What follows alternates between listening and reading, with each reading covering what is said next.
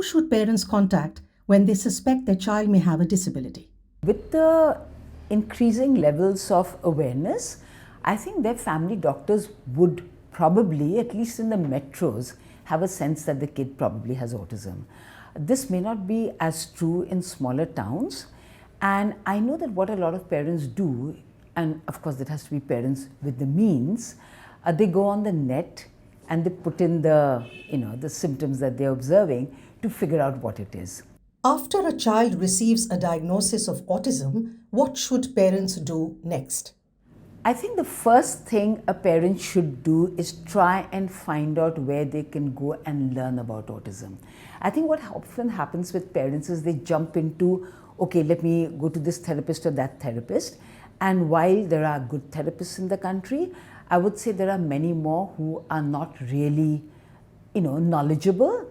And parents often lose a lot of time. So if they understand autism and they learn what autism is, they can see whether what is being done is really helpful for the child or whether it is actually harmful sometimes.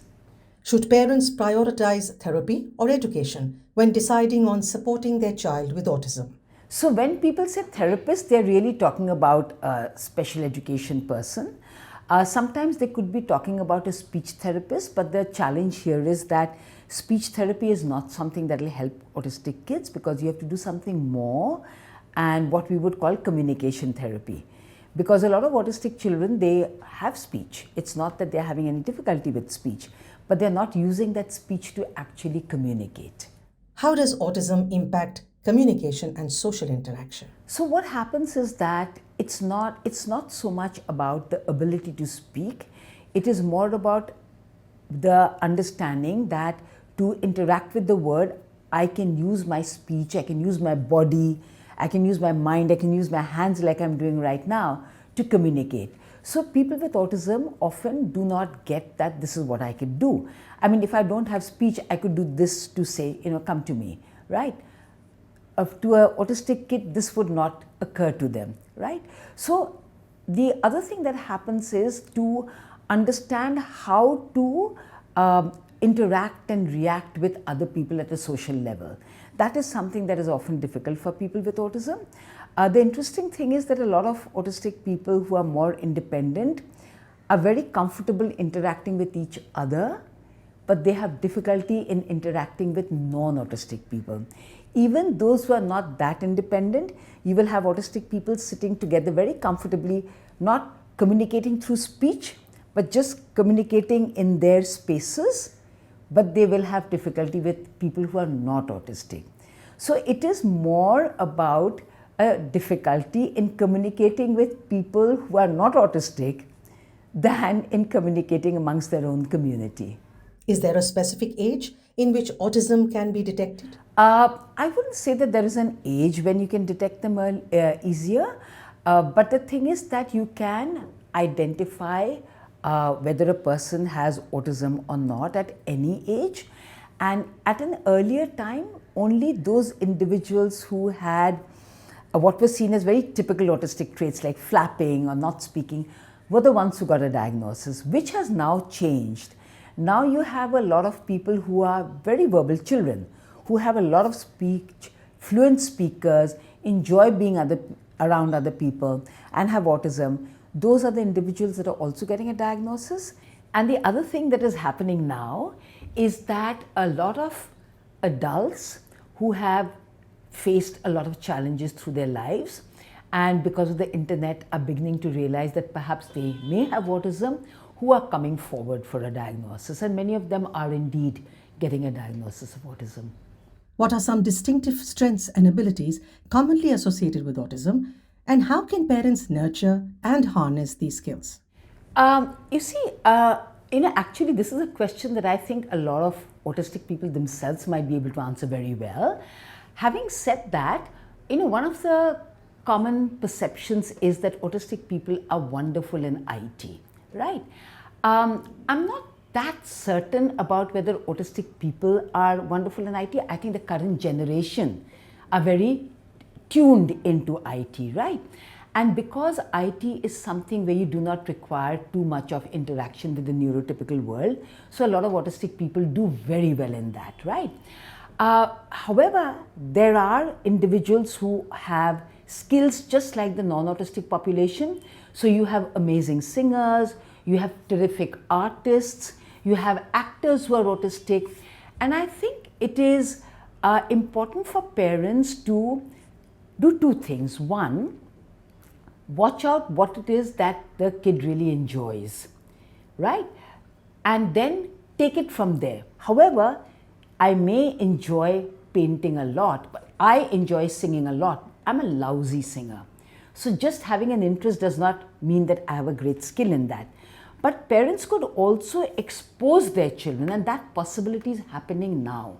It did not happen in the generation of as much in my son's generation, but it is happening a lot now. So kids are getting the opportunity of being exposed to things like sports, like swimming or roller skating or golfing, and some of them turn out to be very good at that, just like the typical population does. So I think the thing to do is exposing them to lots of other swimming. These are sports that are played independently and where you do not need a lot of social interaction, and a lot of autistic kids are really, really good at that, right? A lot of them are terrible at it, but a lot are very good. So I think what parents have to do is try and expose them to as many experiences as possible as we would want to do with a typical kid, and then see what they are good at. Could you share a few names of notable individuals with autism? So there are a lot of autistic people who have done well for themselves and who are very talented. So you have the painter Amrit Khurana, who's held a number of shows and sold paintings, and I'm the proud owner of a few of her paintings as well. There is Adi Swaminathan, who's a student at the Baroda School of Art. He's got in just on his skills and ability, and I think he's in the third year or something like that. There's Pranav Bakshi, who's a model. Tito Mukhopadhyay, who's a poet and who's been writing poetry from the time I think he was 10 or something like that. There are, of course, a lot of actors like Anthony Hopkins and Dan Aykroyd.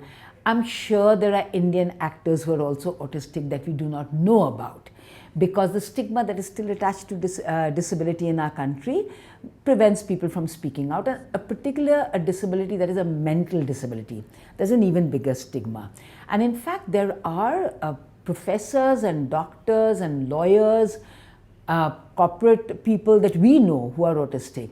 But there are a whole lot of very successful autistic people around. They have their struggles.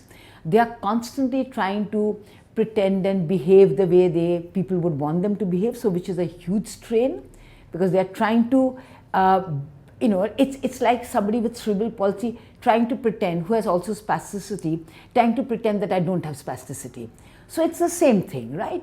So somebody with autism trying to pretend that I understand the social rules and all that. So there are a lot of challenges that they face, but they are there. There are a lot of very high-achieving, successful autistic people around. What is the biggest challenge or barrier that persons with autism face in daily living, education, and employment? So yes, there is a huge challenge that autistic people face, which is being autistic. Because when you have autism, the way you interact with the world, the way you understand the world, essentially that is what it is. Your way of understanding and experiencing and interacting with the world is different. And people are not willing to accept that, because they do not see anything clearly, visually, that tells them that the person has a disability. So they are constantly expected to act normal. Now, they have autism. They can't act not autistic. That is the biggest challenge that they face, whether it is in education, whether it is in employment, whether it is in life. And that is the change that we are trying to bring about. So for instance, in the school, if a child has finished his work and then is feeling a little bit anxious because the others are still working, the kid may want to flap a little bit. But there are strategies that the school could use. They would not think about that. All they would do is say, don't flap. Now he's flapping because he's feeling anxious. So if he's not doing what helps him to deal with the anxiety, then maybe he'll start rocking. right? I need to deal with my anxiety in some way, or I might start making a noise. So people do not understand that the things that they do is what autism is about. And of course, if you understand that, and if you make the environment autism friendly, then they may not have to do that. So give them reasonable accommodation. So if a child finishes his work and gets anxious waiting, all he may need is perhaps a card that says wait for all to finish, so that the visual tells him I wait. That is always there on the table. Or there could be a little work system that says finish your work, read your book. These are simple accommodations that can be done, but those are not done. Instead, they are always expected to not be autistic, and that, I would say, is the biggest challenge. So a lot of the what we call stims that autistic people do, whether it is flapping or whether it is rocking, all of us, many of us, I won't say all, but many of us also have different stims. In fact, right now, I'm constantly moving my toes, right? Because I'm sitting here and talking, and I have difficulty in sitting for very long. So I'm constantly moving my toes in order to help me stay grounded and talk to you. Because I do not have autism, I know I've developed something that I can hide and do, right? Now, when I have autism, I'm a very open person. I do not understand that I can hide and do something, right? And you can't always hide and do stuff. For instance, I'm constantly moving my hands when I'm speaking. I have to do that in order to speak. If you tell me don't move your hands, I will not be able to be as coherent as I'm being currently, right? It will impact the way I'm speaking. But if I have autism and I'm not doing something that non-autistic world, the neurotypical world sees as normal, they see what I'm doing as normal, therefore I'm allowed to do that. Just because I don't see this as normal and I don't see this as normal, right? Therefore it has to stop. So basically, the world has to accept that we have a diversity of people, right? People do different things in different ways. And if autistic people, instead of moving their hands the way I'm doing, if they need to do something else, why can't they do that? What is so terrible about that? Why do we have to constantly restrict them? And we can sometimes, like somebody could tell me that, instead of moving, I've told my son so often that, when you're going out, I know you need to do that. Maybe you can put your hands in your pocket and do it when you get home. We can tell the kid, you can do this when class is over. Give them a visual saying, do it when class is over. Give them alternatives that they could do instead. And see, those who are much more independent, they are constantly masking, and it's very tough for them. They're constantly pretending. Those who are not that independent, we give them these kinds of visuals that help them. And they are doing the same stuff that we do, just that what they do is something that the neurotypical world is not so comfortable with, so we label it as bad. Drawing from your extensive experience in this field, what guidance would you provide to parents who are navigating the challenges for ensuring the best outcome for their children? So one of the things that happens as soon as diagnosis is there, parents start running with their kids through the day. They are going to a speech therapy, occupational therapy, this therapy, behavior therapy, etc., etc., etc. And the child kind of ceases being a child to them. That is one thing that is not very helpful at all. And parents often say, oh look, because I did this, the child learnt all of this. Actually, if they didn't do that, he would have learnt a lot more. And they don't realize that. Because you cannot cease seeing that as a little human, not somebody that you have to fix and make normal. So that is the first thing that parents don't want to get out of their head. Making them normal. They are autistic, their brains work differently, the brain perceives the world differently, that is not going to change, right? So as quickly as parents can come to that understanding, they will stop doing this. And as long as that understanding is there, parents will keep trying to seek out all kinds of random treatments, right? So they will take them they will put them on diets, and they'll put them on oxygen therapy and all kinds of stuff that is not really useful. As far as the diet is concerned, all the kids are being put on, gluten-free and casein-free diet. There are autistic people, just that there are non-autistic people who have a gluten intolerance. Parents should find that out and then decide whether we want to do it, instead of just depriving the child of stuff for no reason at all because somebody's told you that this is going to help the child. And the thing that happens is that when parents do these kinds of things, they start seeing change. That is because you started suddenly focusing on the child, right, which you weren't doing earlier. So you notice every little thing the child is doing and you want to see change because you're putting in so much effort. So you will notice any little good change that is happening. It's psychological, right? And within that, there is stem cell therapy, which is so abusive of the child. There is hyperbaric oxygen therapy, which is also abusive of the children. There's chelation. And all of these keep waning, waxing and waning. So they've gone for a while and they come back again. And that is something parents have to watch out for. What will work with every child and is not really practiced very much, it is very common in Europe, not so much in the US. And we are very hung up on the US, you see. So very common in Europe is providing reasonable accommodation, which is making the environment autism friendly and easy for the kid to learn from. So where you use a lot of structure, where you use a lot of visuals, that is really the foundation of learning that people should be using. And within that, you can use discrete trial training. I would not say ABA per se, because ABA is very hung up on curing the child and making them normal, right? Applied behavior analysis, which is all about normalizing the child. As long as we focus on normalizing, my child who has reached maybe a level of 7 could have actually reached 10, but has not gone there because I'm busy making my child normal and taking the autism out. So keep in mind, and currently see there is one more thing that could be used a lot more, that is not used as much.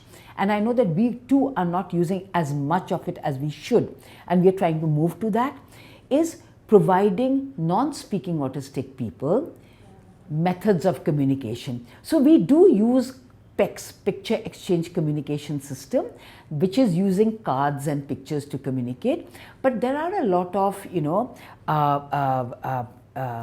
IT-related, tools that you can use. And those are things that we really need to bring in, because for a long time there was this understanding that if a child or an individual with autism does not speak, then it's a hopeless case. ये कुछ होने वाला नहीं है. That kind of understanding was there. But the reality is, whether a person is speaking or not speaking does not say anything about the mind that is trapped inside, right? And because in places where this understanding is greater, there are non-speaking people who are writing books, who are communicating, who are advocating, who are rights advocates for autism, right? In fact, in the US, there is Hari Srinivasan, and I mention him because he's of Indian origin. He's now on the Congressional Interagency Committee or something like that. He's a non-speaking autistic person. How can parents of children with autism effectively advocate for their children's needs and rights? So if I had to tell parents what they could do, I would say, take your children out into the community. Take your children out wherever they go. Prepare them. There are things that you want to do so that they are comfortable when they go out, and then take them out, because people need to see kids who are flapping, jumping, little kids flapping, jumping, running around, spinning. Don't be embarrassed of your child, because if I am embarrassed of my child, why would the world look at my child differently? I have to look comfortable. I have to be comfortable with my child, and believe me, then the world is also comfortable. They will look and they'll think, "Aisa kyun kar raha hai?" But then they will look at you and say, "Acha, she's very comfortable, so I can be comfortable." But if they look at you and see that, "Oh, she's so stretched out, so I should be also stressed out about something like this. This is not nice." So we give the message to the community. And the thing is that another thing that happens is when people very often come and ask, "Why is your child doing this? এটা এরম কেন করছে? ऐसा क्यों कर रहा है?" families tend to get very upset about it. Why? It's curiosity. If there was and I give this example, if there was a 7-foot blonde Scandinavian guy suddenly coming to a village, won't you all go and stare? Are you staring because you think he's bad? You're staring because he's different. I'm curious. How come his hair is all white? He doesn't look old, right? The same way, when people look at your child and they ask questions, they are curious. They are not trying to run you down. That would be very rare. Usually it's pure curiosity, and it is an opportunity for creating awareness. So rather than say, which is what often parents do, that uska problem hai. If you think your child has a problem, the world will think your child has a problem. Just say wo alag hai. Say uska autism hai. They won't know what autism is, but shabd to sun liya. They got one opportunity to hear that voice, that word, and next time when they hear it, they'll connect, acha, haan, wo autism tha. So never say problem. Your child does not have a problem. Your child is different, your child has autism. Say that. And the other thing we often encourage all our parents to do, is we have these flyers. कोई पूछता है, somebody asks, ऐसा क्यों कर रहा है? We say ये अलग है, इसका autism है, ये पढ़ लीजिएगा. And parents can do that. And if they want some of those flyers, we can send it to them. We'll be happy to share with people. Share it with, and out of 100 people, even if 3 people read your flyer, you've brought about change. That is how all this change has happened in the last 30 years, because lots of people did that. So that is what I would tell parents. Do not be ashamed of your child, because when you get upset what society is saying, it comes from shame and embarrassment about your child. So if I want society to accept my child, understand my child, I have to lead by example. Like Gandhiji said, be the change you want to see. What can society do to be inclusive? And as far as society is concerned, what I would say, if you see somebody different, be curious. It's good to be curious. That's how you learn. But don't be judgmental. Be curious and try to understand why the person is different. So how you ask a family why a person is doing this will change. Be supportive, right? Because as a society, we are actually becoming less and less supportive. Just the way we would want to be supportive of a really senior person coming into, say, a restaurant, and we'd like to support them, or somebody who's having difficulty in getting onto a sidewalk. I've seen that happen, our sidewalks are not people friendly. So, and there's senior people who are needing help. Give them an elbow, help them up. The same way, if you see a family, say, having a difficult time with a child in public, right? Just let them be. Don't stand there and stare, right? You're curious, take a look, go away. You can go and say, can I help you? Kuch kar sakte hai? But don't be judgmental, don't be negative, because each one of us will be disabled one day, right? As we get older, we will all get disabled. And we would want society to be good to us, and the way we are in society is what we make of society. And if I'm good with other people will be good with me as well. If parents make a remark, what after me? How should one respond? A lot of autistic people who are now getting a diagnosis have access to services that were not there before, right? So as a result, many of them will move to independence so that they would be able to manage their affairs, financial, independent living on their own. So many more would be able to do that than before. Because they're getting the services earlier, the understanding has improved. But there is a large population of autistic people who will continue to require a lot of support in different areas once they are adults, right? They would be able to do many things independently, but in some things they will continue to need support. And we really don't have any support system that comes from the state. So the thing that happens is that individuals and organizations are trying to set up assisted living where adults who need support can stay and be provided the support that they require. They are of different kinds, they are of different, The models are all very, very different. But you know what? It costs money to do this. And so the one concern that is always there is what happens to the really poor? What happens to people who don't have money? Because the state is not doing anything. So that's a huge concern about what happens to autistic people whose families don't have the means to put them in one of these residences, because you have to take money to run it, you have to pay salaries, right? So that's the way to go. But like I said, there is a entire generation of people that are growing up who would, we really believe, move to the independence that would enable them to live on their own and manage things on their own. Can you mention a few assisted living facilities for adults with autism? So there are a whole lot of them that have started, and all different models. Some where the parents also live with them, some where it's more professionally run and stuff like that.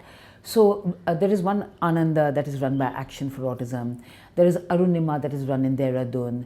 There is Alap, which is another one that is run in Delhi. There's a whole lot in and around Delhi. Radhika Foundation, Alap. Then there is something called CLAPS coming up in Chennai. And I cannot recall all the names, but there are a whole lot of them. There are in Mumbai. There is God's Own. There was one. There's a whole bunch that Forum for Autism is setting up. There is an assisted living that Forum for Autism is setting up in Pune. So there are many of them coming up in different. There is something coming up in Jalandhar, right? So there are many assisted living, and most of them are being driven by parents themselves.